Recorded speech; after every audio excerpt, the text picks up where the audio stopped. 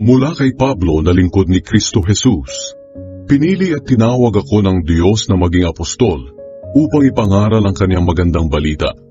Ang magandang balitang ito'y ipinangako ng Diyos noon sa pamamagitan ng mga propeta at nakasulat sa banal na kasulatan. Ang balitang ito'y tungkol sa kanyang anak, ang ating Panginoong Hesukristo. Sa kanyang pagkatao isinilang siya sa lahi ni Haring David, at sa kanyang banal na espiritu napatunayang siya ang makapangyarihang anak ng Diyos nang siya'y nabuhay mula sa mga patay. Sa pamamagitan ni Kristo tinanggap namin ang kaloob na maging apostol para madala namin sa pananampalataya at pagsunod sa Kanya ang mga tao sa lahat ng bansa. Ginagawa namin ito para sa Kanya, at kayong mga mananampalataya riyan sa Roma ay kabilang din sa Kanyang mga tinawag na maging tagasunod ni Hesukristo. Sa inyong lahat diyan sa Roma na minamahal ng Diyos at tinawag na maging banal, sumainyo nawa ang biyaya at kapayapaang galing sa Diyos na ating Ama at sa Panginoong Hesukristo. Ang dahilan ng pagpunta ni Pablo sa Roma. Una sa lahat, nagpapasalamat ako sa Diyos sa pamamagitan ni Hesukristo dahil sa inyong lahat. Dahil balitang-balita ang inyong pananampalataya sa buong mundo. Palagi ko kayong idinadalangin, at alam ito ng Diyos na buong puso kong pinaglilingkuran sa aking pangangaral ng magandang balita tungkol sa kaniyang anak.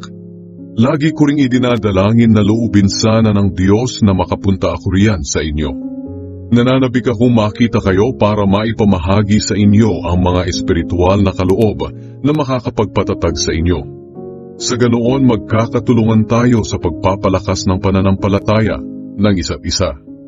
Mga kapatid, nais kong malaman ninyo na ilang ulit ko nang binalak na pumunta riyan, pero laging may humahadlang.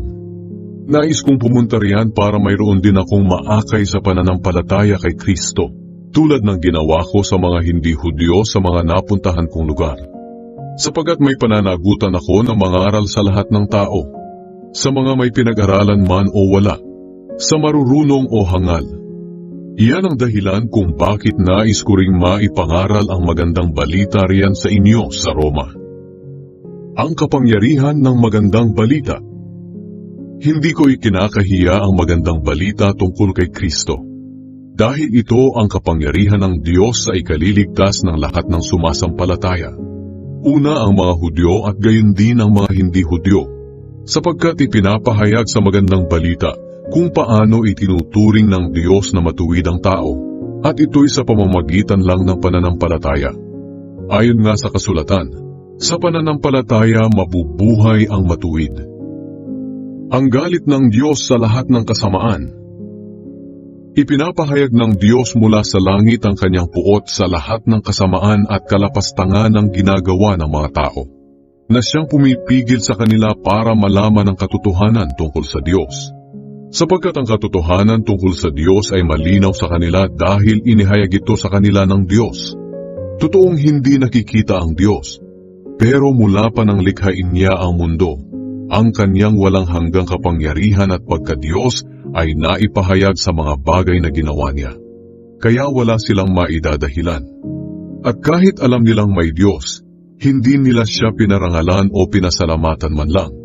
Sa halip ibinaling nila ang kanilang pag-iisip sa mga bagay na walang kabuluhan, kaya napuno ng kadiliman ang mga hangal nilang pag-iisip.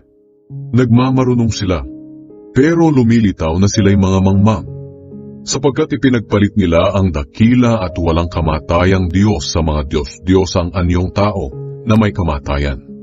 Mga ibon, mga hayop na may 4 na paa, at mga hayop na nagsisigapang. Kaya hinayaan na lang sila ng Diyos sa maruruming hangarin ng kanilang puso, hanggang sa gumawa sila ng kahalayan at kahiyahiyang mga bagay sa isa't isa. Ipinagpalit nila sa kasinungalingan ang katotohanan tungkol sa Diyos. Sinamba nila at pinaglingkuran ang mga nilikha, sa halip na ang manlilikha, na siyang dapat papurihan magpakailanman. Amen. Dahil ayaw nilang kilalanin ang Diyos, hinayaan na lang sila ng Diyos na gawin ang kanilang malalaswang pagnanasa. Ipinagpalit ng mga babae ang natural na pakikipagrelasyon nila sa lalaki, sa pamamagitan ng pakikipagrelasyon sa kapwa babae. Ganoon din ang mga lalaki. Tinalikuran nila ang natural na pakikipagrelasyon sa babae, at sa halip ay pinagnasahan ng kapwa lalaki. Kahiya-hiya ang ginagawa nila sa isa't isa. Dahil dito pinarusahan sila ng Diyos ng nararapat sa kanila. At dahil sa ayaw talaga nilang kilalanin ng Diyos, hinayaan niya sila sa kanilang kaisipang hindi makapili ng tama. Kaya ginagawa nila ang mga bagay na hindi nararapat. Naging alipin sila ng lahat ng uri ng kasamaan, kalikuan, kasakiman at masasamang hangarin. Sila'y mainggitin, mamamatay tao, mapanggulo, mandaraya, at laging nag-iisip ng masama sa kanilang kapwa. Sila'y mga tsismoso't tsismosa at mapanirang puri. Napupuot sila sa Diyos, mga walang galang at mapagmataas. Naghahanap sila ng magagawang masama at suwail sa mga magulang nila.